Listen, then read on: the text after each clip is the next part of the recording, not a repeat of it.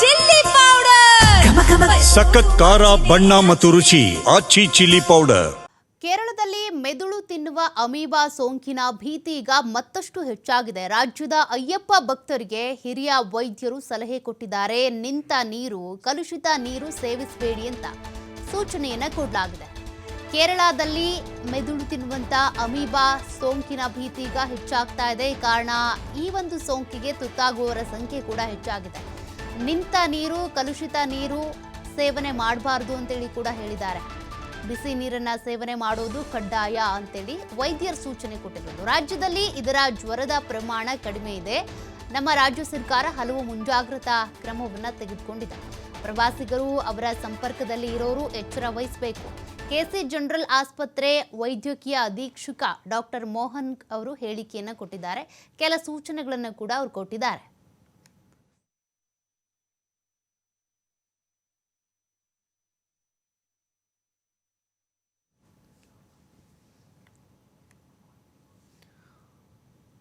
KC general ಆಸ್ಪತ್ರೆಯ ವೈದ್ಯಕೀಯ ಅಧೀಕ್ಷಕ ಆಗಿರುವಂತಹ ಡಾಕ್ಟರ್ ಮೋಹನ್ ಅವರ ಜೊತೆ ನಮ್ಮ ಪ್ರತಿನಿಧಿ ಗಣೇಶ್ ಮಾತನಾಡಿದ್ದಾರೆ. ಏನು ಹೇಳಿದ್ದಾರೆ ನೋಡೋಣ.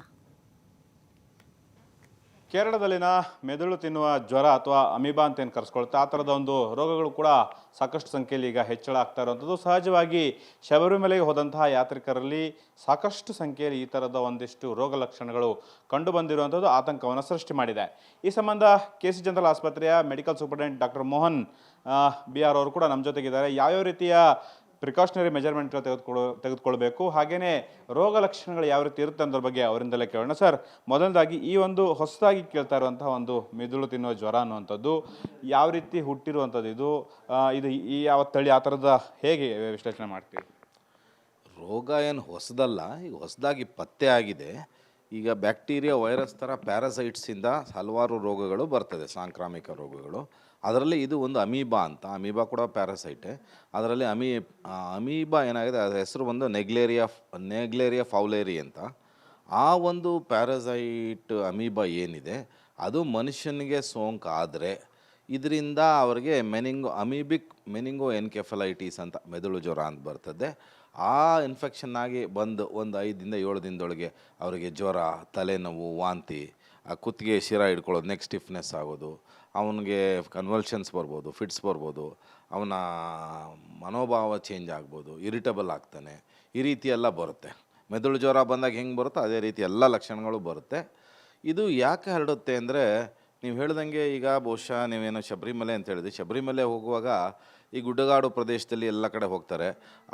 ಅಲ್ಲಿ ರಸ್ತೆ ಪಕ್ಕದಲ್ಲಿ ಯಾವುದೋ ನೀರಿತ್ತು, ನೀರಿನ ಕೊಳ ಇರ್ಬೋದು, ಅಥವಾ ಸಣ್ಣ ಕೆರೆಗಳಿರ್ಬೋದು, ಅಥವಾ ತೊರೆ ಇರ್ಬೋದು, ಎಲ್ಲಿ ನೀರು ನಿಂತಿರುತ್ತೆ ಆ ಕಡೆ ಎಲ್ಲ ಈ ಸ್ವಲ್ಪ ಪಾಚಿ ಇರೋ ಕಡೆ ಜಾಸ್ತಿ ಇರ್ತದೆ ಈ ಅಮೀಬಾ ಪ್ಯಾರಾಸೈಟು.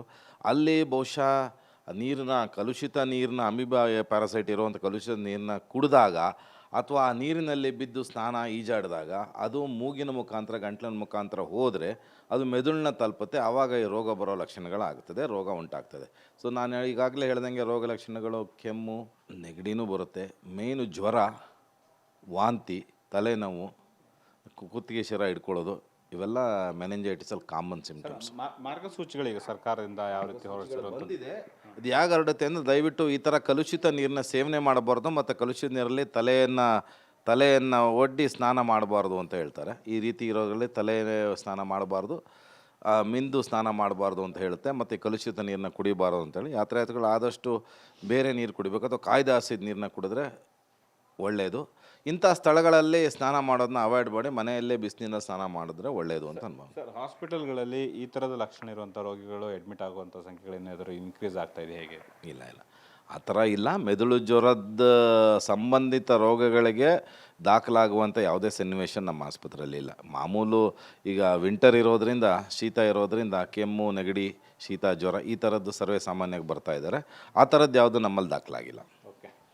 ಇದು ಒಟ್ಟಾರೆ ಡಾಕ್ಟರ್ ಮೋಹನ್ ಅವ್ರು ಹೇಳ್ತಾ ಇರುವಂಥದ್ದು. ಸಹಜವಾಗಿ ಏನೇನು ಗುಣಲಕ್ಷಣಗಳು ಇರ್ತವೆ, ಹಾಗೆಯೇ ನಾವು ಯಾವ ರೀತಿ ಮುನ್ನೆಚ್ಚರಿಕೆಯನ್ನು ವಹಿಸಬೇಕಾದ್ರ ಬಗ್ಗೆ ಸಂಪೂರ್ಣವಾದಂತಹ ಮಾಹಿತಿಯನ್ನು ಅವರು ನೀಡಿದರು. ಕ್ಯಾಮರಾಮನ್ ಪಂಪಾಪತಿ ಜೊತೆ ಗಣೇಶ್ ಹೆಗಡೆ, TV5 ಕನ್ನಡ, ಬೆಂಗಳೂರು.